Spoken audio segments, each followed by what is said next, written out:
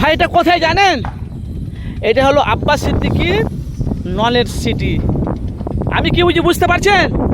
এই আব্বাস সিদ্দিকী যখন 100 বিঘে যখন এরিয়াটা যখন জায়গাটা যখন কিনে, তখন কিছু মানুষ বলছিল যে নলেজ সিটি টাকা আব্বাস খেয়ে নিয়েছে। কেন? এফএস আনারুল মিডিয়া মানুষের কাছে বাস্তবটা তুলে ধরে, টাকা খেয়ে নিয়েছে।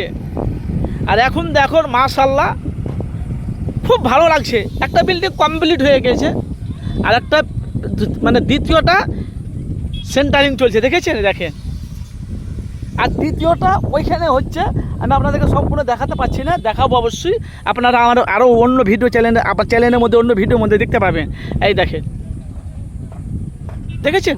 এরা সব নলেজ সিটি থেকে, ওখান থেকে যেখানে নলেজ সিটি যেখানে উদ্বোধন হয়েছে ওখান থেকে তারা আসছে, দলে দলে একে একে আসছে, সব যে যার চলে যাচ্ছে। অবশ্যই আপনারা মূল্যবান, আপনারা কমেন্ট ব্যবসা মাথা। এই দেখেন, দেখেছেন? দেখেন